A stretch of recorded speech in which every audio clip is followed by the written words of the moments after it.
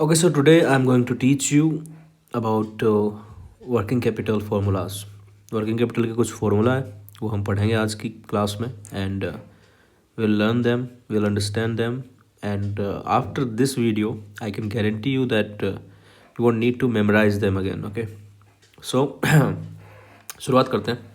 सबसे पहले raw material storage period आता है. देखो वर्किंग कैपिटल क्या होती है. वर्किंग कैपिटल का अगर हम मतलब समझेंगे ना तो वर्किंग कैपिटल का मतलब यही है कि भाई बिजनेस करने के लिए हमको कुछ पैसा चाहिए. वो पैसा क्यों चाहिए. बिजनेस भी कौन सा, मैन्युफैक्चरिंग बिजनेस. ठीक है. अब इस मैन्युफैक्चरिंग बिजनेस में हमको पैसा क्यों चाहिए, क्योंकि हमें कुछ सामान खरीद के लाना पड़ेगा जिसको हम रॉ मटेरियल बोलते हैं. फिर उस सामान पे हमें कुछ प्रोसेस करनी पड़ेगी. प्रोसेस करेंगे तो वर्क इन प्रोग्रेस होगा वो. ठीक है. उसके बाद में वर्क इन प्रोग्रेस भी कुछ टाइम लगेगा ना उसमें, तो वो पड़ा रहेगा इसमें. पहले रॉ मटेरियल हमारे गोदाम में पड़ा रहेगा, फिर वर्क इन प्रोग्रेस हमारे गोदाम में पड़ा रहेगा. उसके बाद में वर्क इन प्रोग्रेस पे जब प्रोसेस हो जाएगी तो फिनिश गुड्स बन जाएगा. अब फिनिश गुड्स बनने के बाद में क्या वो हाथ के हाथ बिक जाएगा बनते ही नहीं, वो भी थोड़ा दिन पड़ा रहेगा फिर बिकेगा वो. ठीक है. फिर बिकेगा तो जाएगा किसके पास में, लोगों के पास में. फिर लोग हमको क्या पैसा देंगे. अब वो पैसा क्या हाथ के हाथ दे देंगे, नहीं, तो उसके लिए डेटर होंगे हमारे, यानी वो पैसा 1 महीने में 2 महीने में कब तक आए. ठीक है. और फिर रॉ मटेरियल जो हम लेके आए थे जब, तो क्या हमने हाथ के हाथ पैसा दे दिया होगा, नहीं, कुछ उधार भी लेके आएंगे, तो उसके लिए हमारे क्रेडिटर होते हैं. ठीक है. तो इन्हीं चीज़ों का कैलकुलेशन हम इसमें वर्किंग कैपिटल में करते हैं. हम देखते हैं कि कितने दिन रॉ मटेरियल हमारे पास पड़ा रहेगा. ठीक है. कितने दिन WIP हमारे पास पड़ा रहेगा, कितने दिन फिनिश गुड्स हमारे पास पड़ा रहेगा, और कितने दिन हमको इनसे पैसा मिलने में लगेंगे. ऐसा क्यों देखते हैं हम, ऐसा हम इसलिए देखते हैं क्योंकि भाई रॉ मटेरियल हमारे गोदाम में पड़ा रहेगा, मान लो जितने दिन तक, उतने दिन तक का खर्चा तो हमारा लगेगा ना. ऐसे तो होता नहीं है कि आज बिल्डिंग में जो है रॉ मटेरियल आया और आते ही वो WIP में कन्वर्ट हो गया और उसके जस्ट अगले सेकंड ही वो फिनिश गुड्स बन गया और उसके अगले सेकंड ही डेटर क्रिएट हो गए और अगले सेकंड ही पैसा मिल गया. ऐसा नहीं होता, टाइम लगता है. तो एक ही टाइम पे ऑन अ पर्टिकुलर टाइम ये सारी चीज़ें हमारे गोदाम में पड़ी रहेगी. एक ही टाइम पे ये सारी चीज़ें हमारे गोदाम में पड़ी रहेगी. समझना इस चीज़ को कि एक साइड में हमारे गोदाम में रॉ मटेरियल पड़ा है. ठीक है. कुछ रॉ मटेरियल हमने रख रखा है, कुछ पे WIP यानी वर्क इन प्रोग्रेस है, कुछ फिनिश गुड्स में पड़ा है. ठीक है. कुछ पैसा हमारा डेटर्स में रुका हुआ है. तो ये जो चीज़ रुकी हुई है, अगर ये रुकती नहीं तो हमें वर्किंग कैपिटल की कोई ज़रूरत नहीं पड़ती. लेकिन ये रुका हुआ है, तो मान लो 100 रुपये का रॉ मटेरियल हमेशा मैं रखता हूँ, तो 100 रुपये मुझे चाहिए ना ये खरीदने के लिए. ठीक है. WIP मान लो मेरे 100 रुपये का माल पड़ा है, तो ये 100 रुपये मेरे लगे हैं ना. इसका पहले मैंने रॉ मटेरियल कभी खरीदा होगा तब WIP में पड़ा है. फिर फिनिश गुड्स बन के उसमें भी 100 रुपये पड़े हैं, तो ये भी मेरे को चाहिए ना. और फिर डेटर में मेरे पास 100 रुपये अटके पड़े हैं, तो वो भी मुझे चाहिए, क्योंकि भाई वो आएंगे जब तक मेरा काम कैसे चलेगा, तो उसके लिए मुझे 100 रुपये और चाहिए. जब आएंगे तब मैं वो जो मैंने उधार लिया वो मैं चुका दूंगा. ठीक है. तो इस तरीके से इन चीज़ों की वजह से हमें वर्किंग कैपिटल का मैनेजमेंट देखना पड़ता है. और अब हमें ये देखना है कि कितने दिन हम रॉ मटेरियल को रखेंगे, कितने दिन हम फिनिश गुड्स को रखेंगे, कितने दिन हम वर्क इन प्रोग्रेस को रखेंगे. तो उसी के लिए कुछ फॉर्मूलाज बनाए गए हैं, वो फॉर्मूला हम देखते हैं. तो पहला फॉर्मूला जो है वो है रॉ मटेरियल स्टोरेज पीरियड का. किसका फॉर्मूला है पहला, रॉ मटेरियल स्टोरेज पीरियड का. इसको मिटा लेता हूँ मैं. हाँ, तो देखो रॉ मटेरियल स्टोरेज पीरियड यानी कितने दिनों तक रॉ मटेरियल हमारे गोदाम में पड़ा रहा. ठीक है. तो उसका फॉर्मूला है. तो उसके लिए हम क्या करते हैं, ऊपर तो डालते हैं हम average stock of raw material. क्या डाला हमने, average stock of raw material. ये हमने यहाँ पे average stock of raw material ऊपर डाला. ठीक है. इससे हुआ क्या कि भाई एवरेज स्टॉक का मतलब क्या होता है, opening stock plus closing stock बटा दो कर दिया इसका. इसका मतलब क्या हुआ, इसका मतलब ये हुआ कि हमारे साल के शुरुआत में हमारे पास इतना स्टॉक रहता था. ठीक है. और फिर साल खत्म हुआ तो इतना था. तो हम एक काम करते हैं, इन दोनों को जोड़ के 2 का भाग दे देते, तो हमको पता चल जाएगा ऑन एन एवरेज इतना स्टॉक रॉ मटेरियल का हमारे पास पड़ा रहता है. लेकिन स्टॉक पता करने से हमारा काम हुआ नहीं, क्योंकि ये तो स्टॉक की वैल्यू आई ना, ये तो वैल्यू आई. हमको तो दिन चाहिए भाई कि कितने दिन तक हमारा स्टोरेज में स्टॉक पड़ा रहता है, ताकि हम उतना पैसे का जुगाड़ कर सकें, क्योंकि उतना स्टॉक हमको रखना होगा उतने दिन के लिए, तो उसके लिए पैसा चाहिएगा. तो हमको तो डेज चाहिए, लेकिन ये तो वैल्यू आई, तो डेज कैसे निकालेंगे. तो हमने क्या किया, average stock of raw material में average cost of raw material consumption per day का भाग दे दिया. और देखो इससे क्या हुआ, ध्यान देना. ये यहाँ पे हाँ, ये यहाँ पे average stock of raw material था. ये पूरा अमाउंट हो गया. ठीक है. स्टॉक का अमाउंट हो गया. ठीक है ना. अब इस अमाउंट में हम average cost of raw material consumption per day का भाग दे रहे हैं, यानी कि हम पर डे कितना रॉ मटेरियल कंज्यूम कर रहे हैं. ठीक है. पर डे कितना रॉ मटेरियल हम कंज्यूम कर रहे हैं, इसका हमने क्या दे दिया, इसमें भाग दे दिया. तो इससे हुआ क्या, इससे ये हुआ कि ये तो टोटल वैल्यू थी और पर डे की वैल्यू का हमने भाग दे दिया, तो हमको पता चल जाएगा ना ये टोटल वैल्यू कितने दिनों की है। फॉर एग्जाम्पल 100 रुपये का मैं खर्चा करता हूँ दिन में, ठीक है, तो 30 दिन में मैंने कितने रुपये खर्चा किया, 3,000 रुपये का, 3,000 रुपये का, ठीक है, 3,000 रुपये खर्चा मैंने 30 दिन में किया। अब ये जो एवरेज स्टॉक है वो यही अमाउंट है, टोटल अमाउंट। अब मुझे निकालना है कि ये 3,000 रुपये खर्चा कितने दिन का है मेरा, तो मैं क्या करूँगा, 3,000 में मैं हर दिन कितना खर्चा करता हूँ, 100 रुपये का, तो ये मेरा 30 दिन का खर्चा है, आ गया ना। वैसे ये है एवरेज स्टॉक में मैंने रॉ मटेरियल हर दिन में कितना कंज्यूम करता हूँ उसका भाग दे दूंगा, तो मेरे पास दिन आ जाएंगे कितने दिन मैं रॉ मटेरियल को होल्ड करके रखता हूँ, क्योंकि मैंने इतना स्टॉक रखा और पर डे मेरा इतना का खर्चा है रॉ मटेरियल का, मतलब जितना मैं काम में ले लेता हूँ, प्रोसेस में डाल देता हूँ, फैक्ट्री में डाल देता हूँ बनाने के लिए, तो यानी कि मैंने इतना स्टॉक होल्ड कर रखा है, ठीक है। तो इस तरीके से हमने ये निकाला। ओके, हमारे पास रॉ मटेरियल का होल्डिंग पीरियड आ गया। हाँ जी। उसके बाद देखो रॉ मटेरियल का स्टोरेज पीरियड से हमारा काम चलेगा नहीं, लेकिन ये मैंने रॉ मटेरियल का स्टोरेज पीरियड जो है, अरे ये कौन सा कलर का हो गया हाईलाइट, बैको, ओके, ये रॉ मटेरियल का स्टोरेज पीरियड है, ठीक है। लेकिन इससे हमारा काम चला नहीं, ये तो हमारे पास सिर्फ दिन है, ये तो हमारे पास सिर्फ दिन है कि इतने दिन तक मेरा रॉ मटेरियल जो है मेरे स्टॉक में पड़ा रहता है। लेकिन मुझे तो ये चाहिए ना भैया कि इतने दिन तक इतना स्टॉक रखने के लिए मुझे कितना पैसे की ज़रूरत पड़ेगी, क्योंकि एट द एंड तो मुझे पैसा लाना है ना, तो वो पैसे की ज़रूरत का कैसे पता करेंगे। तो उसके लिए हमने क्या किया, उसके लिए हमने एक दिमाग और लगाया कि भाई एक काम करेगा, हम क्या करें, ये करो कि टोटल जो रॉ मटेरियल का मतलब जो टोटल प्रोडक्शन हमारा होगा ना, टोटल हमारा जो प्रोडक्शन होगा उसी के लिए तो हमें रॉ मटेरियल चाहिए। टोटल प्रोडक्शन पूरी साल में हमें कितना करना है, हमने कुछ बनाया होगा ना, प्लान बनाया होगा कि हमें 1,000 यूनिट बनानी है, 5,000 यूनिट बनानी है, 10,000 यूनिट बनानी है, तो हमने टोटल प्रोडक्शन लिया, ठीक है। और उस टोटल प्रोडक्शन में हमने क्या किया, उसमें हमने, क्योंकि ये टोटल प्रोडक्शन कितने दिनों का है, ये पूरे साल का है, तो या तो इसमें हम 12 महीने का भाग दे देंगे या फिर हम इसमें 365 दिन का भाग दे देंगे, दोनों एक ही बात है। 12 महीने का भाग देंगे तो हर महीने का प्रोडक्शन हमारे पास आ जाएगा, और अगर 365 दिन का भाग देंगे तो हर दिन का प्रोडक्शन हमारे पास आ जाएगा, ठीक है। अब जब ये हमारे पास आ गया तो फिर हम इसमें क्या करेंगे, हमने ये प्रोडक्शन जो है ये यूनिट्स में दिया है, यूनिट्स में, ठीक है। यूनिट्स में हमारा टोटल प्रोडक्शन कितना होगा, मैं इसको थोड़ा सा इधर कर लेता हूँ, जगह कम पड़ेगी मेरे पास में, ओके। यूनिट्स में हमारा प्रोडक्शन कितना होगा, उसमें 12 महीने का भाग देंगे तो हर महीने के में कितना यूनिट्स का प्रोडक्शन कर रहे हैं वो आ जाएगा, और अगर 365 दिन का भाग देंगे तो हर दिन में कितने यूनिट का प्रोडक्शन कर रहे हैं वो आ जाएगा।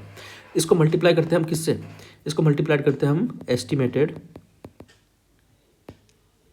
कॉस्ट पर यूनिट, यानी पर यूनिट पे कितनी कॉस्ट हमारी आएगी, एक यूनिट बनाने पे कितनी कॉस्ट आती है हमारी, तो हमको पता चल जाएगा कि दिन के हिसाब से मल्टीप्लाई किया अगर, तो ये वाला जो पार्ट है ना, अगर इसको 365 दिन से मैंने भाग दिया है तो मेरे पास क्या निकल के आ गया इससे कि प्रोडक्शन पर डे, और अगर मैंने इसको 12 महीने से मल्टीप्लाई किया तो मेरे पास आ गया प्रोडक्शन पर मंथ, ठीक है। ये दो चीज़ मेरे पास आ जाएगी।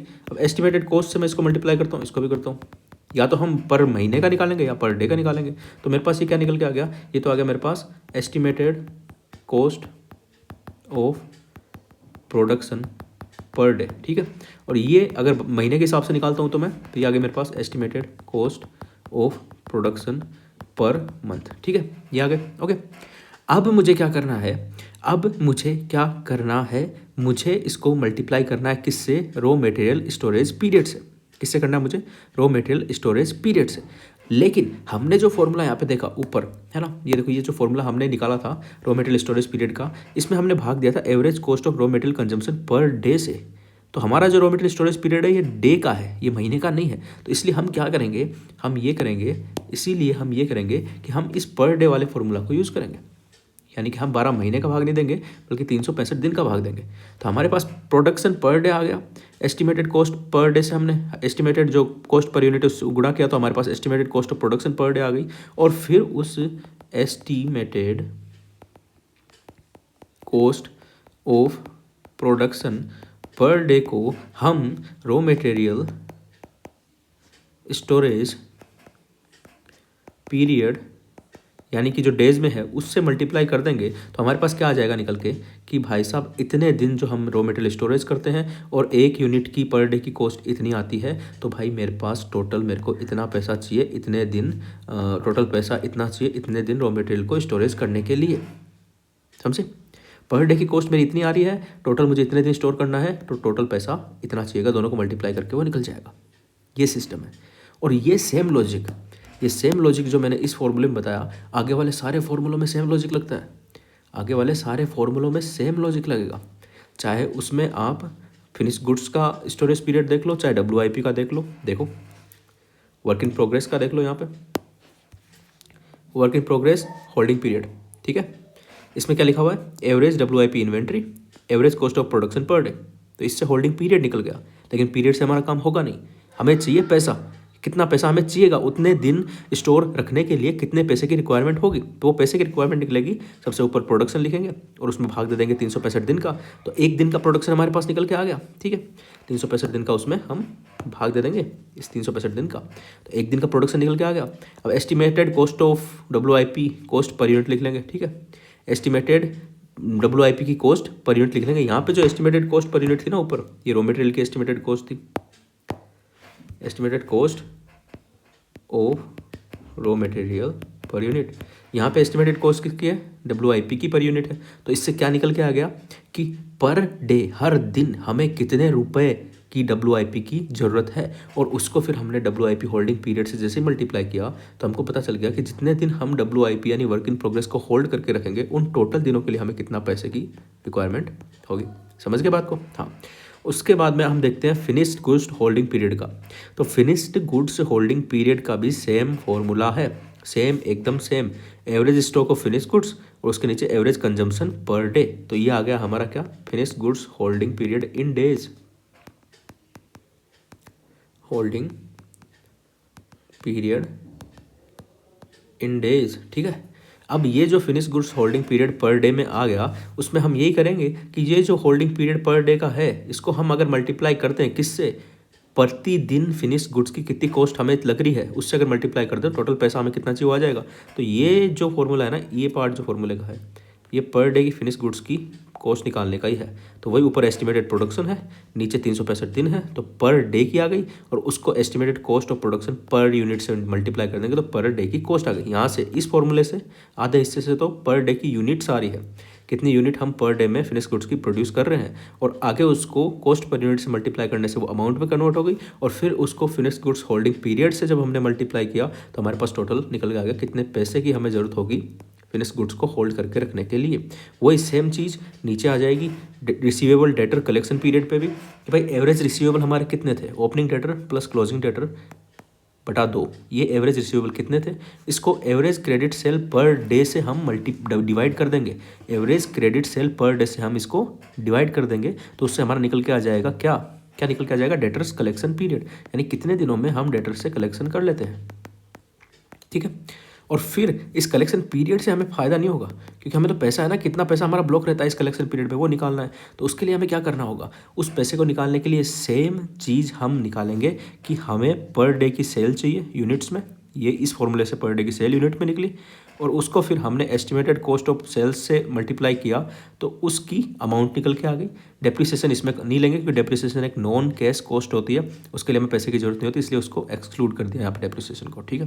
तो इससे पर डे की अमाउंट निकल के आ गई, जो सेल की पर डे की अमाउंट है वो निकल के आ गई, और फिर उसको हम मल्टीप्लाई कर देंगे एवरेज रिसीवेबल कलेक्शन पीरियड से।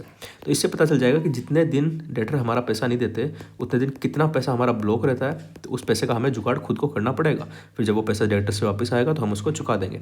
वैसे ही credit period allowed by supplier, ये भी निकाला जा सकता है। ये कैसे निकलेगा, average payable opening creditor plus closing creditor upon 2, वो एवरेज पेबल आ गया, उसमें average credit purchase per day का डिवाइड दे देंगे। तो इससे क्या होगा, इससे हमारा जो निकल के आ जाएगा क्या, ये आ जाएगा हमारा credit period allowed by supplier, ठीक है, कि टोटल पेबल इतने थे और पर डे की क्रेडिट परचेज हम इतनी करते हैं, तो हमारा आ गया कि भाई हमारे को सप्लायर से कितना टाइम मिलता है पैसा उनको देने के लिए। तो इससे हमारा फायदा होता है ना कि हमें हाथ के हाथ पैसा देना पड़ता है, कुछ टाइम लेके हम पैसा देते हैं, तो ये पैसा हमारे पास रहता है इतने दिन तक, ठीक है। उसके बाद में हमें निकालना है ट्रेड पेबल, क्योंकि ये तो सिर्फ डेज निकल के आए, क्या निकल के आए, डेज निकल के आए। उसका ट्रेड पेबल निकालेंगे तो कैसे निकालेंगे, ये देखो, ये वाला हिस्सा क्या है, ये पर डे की क्रेडिट परचेज है ना, लेकिन हमें अमाउंट चाहिए, तो हम क्या करेंगे, credit period allowed by supplier इससे मल्टीप्लाई कर देंगे। अब यहाँ पे कॉस्ट क्यों निकाली, क्योंकि परचेज हम कॉस्ट पे नहीं करते, परचेज का तो सेम प्राइस होता है, जो सप्लायर हमारे पास प्राइस लेगा वही होगा। यहाँ पे हमें कॉस्ट का पैसा चाहिए, क्योंकि हो सकता है हम जो है सेल अलग अमाउंट पे करते हो, लेकिन जिस पैसे की ज़रूरत हमको पड़ेगी वो कॉस्ट में होगी, वो ज़रूरत कॉस्ट में पड़ेगी। मतलब कि सेल मान लो हम 100 रुपये में करते हैं, लेकिन वो चीज़ हमारे को 80 में पड़ती है, तो हमें तो 80 की ज़रूरत पड़ेगी ना उसको बनाने के लिए। सेल 100 में करते होंगे, लेकिन जो सप्लायर हमको 100 रुपये में कोई चीज़ बेच रहा है तो वो तो 100 में देगा ना, उसमें थोड़ी हमें कोई कम मिलेगा। तो यहाँ पे हमने कॉस्ट से गुणा नहीं किया, सीधा सीधा credit period allowed by supplier से मल्टीप्लाई कर दिया और उत्तर निकल के आ गया ट्रेड पेबल्स। क्या निकल के आ गया? Trade payables. तो उम्मीद करता हूँ चीज़ें समझ में आ रही होगी। उस तरीके से डायरेक्ट लेबर भी हम निकाल सकते हैं। डायरेक्ट लेबर कैसे निकालेंगे कि भाई डायरेक्ट लेबर ऐसे निकालेंगे कि जो लेबर होता है उसको हम हाथ के हाथ पैसा नहीं देते, हाथ के हाथ पैसा नहीं देते। थोड़ा दिन मतलब 1 महीने वो काम करेगा, फिर महीने के लास्ट में उसको पैसा देंगे, ऐसा मान लो, ठीक है। तो वही लिखा हुआ है एस्टिमेटेड लेबर आवर, यानी कितने आपके पूरे साल में आपको लेबर से घंटे से काम कराना है, वो आपने कहीं ना कहीं एस्टिमेशन किया होगा। उसको रेट पर आवर से गुणा कर देंगे तो उससे क्या होगा, पूरी मजदूरी निकल के आ जाएगी कि भाई 1 घंटे के मान लो 10 रुपये लेता है मजदूर और हमें 10,000 घंटे काम करवाना है, तो टोटल मल्टीप्लाई करेंगे तो 1 लाख रुपये की हमारे को मजदूरी देनी है, ठीक है। उसको भाग दे देंगे 365 दिन से, तो पर डे की मजदूरी आ जाएगी और फिर उसको मल्टीप्लाई कर देंगे एवरेज टाइम लैग इन वेज पेमेंट, यानी पर डे की मजदूरी मान लो कितनी आई, मान लो 1,000 रुपये की आई और हम 30 दिन से पेमेंट करते हैं, तो ये 30,000 रुपये का हमारे को 1 महीने का क्या मिल गया, फ़ायदा मिल गया। यानी 30,000 रुपये हमें 1 महीने बाद देने, काम तो उससे रोज़ करवा रहे हैं लेकिन पेमेंट उसको 30 दिन बाद करेंगे, तो 30,000 रुपये हमारे बच रहे ना 1 महीने के लिए, तो उससे हम निकाल लेंगे डायरेक्ट लेबर का, ठीक है। और ये ओवरहेड भी निकाल लेंगे, एस्टिमेटेड ओवरहेड 365 का भाग दिया, average time lag in payment of overhead. इस तरीके से हम सारे के सारे कैलकुलेशन कर लेंगे। फिर हमें करना क्या है कि जहाँ जहाँ हमारा ब्लॉक हो रहा है पैसा, जहाँ जहाँ हमारा पैसा ब्लॉक हो रहा है, जैसे रॉ मटेरियल में हमारा पैसा ब्लॉक होता है, प्लस WIP में हमारा पैसा ब्लॉक होता है, प्लस फिनिश गुड्स को हम गोदाम में रखते हैं उसमें हमारा पैसा ब्लॉक होता है, प्लस डेटर हमें पैसा नहीं देते उसमें हमारा पैसा ब्लॉक होता है। इसको तो हम जोड़ेंगे, ये पैसा तो हमको चाहिए फैक्ट्री चलाने के लिए, क्योंकि यहाँ पे पैसा ब्लॉक हो रहा है तो यहाँ से नहीं आ रहा तो कहीं और से लाना पड़ेगा, तो उसको उधार लेंगे, लोन पे लेंगे या कहीं से भी लेके आएंगे। फिर इसमें से घटा क्या देंगे कि क्रेडिटर को हमने पैसा कब तक नहीं दिया, क्योंकि उस पैसे की हमें हाथ के हाथ जरूरत नहीं पड़ रही ना। क्रेडिटर को मान लो 30 दिन बाद पैसा दे रहे हैं तो 30 दिन तक पैसे की जरूरत नहीं पड़ेगी। उसमें से लेबर घटा देंगे, लेबर को हमने 30 दिन पैसा नहीं दिया तो उसकी जरूरत नहीं पड़ेगी। उसमें से हम ओवरहेड घटा देंगे, तो इस तरीके से हमारी वर्किंग कैपिटल जो है वो निकल के आ जाएगी कि इतनी वर्किंग कैपिटल की हमें ज़रूरत पड़ेगी। I hope you understand. Thank you very much.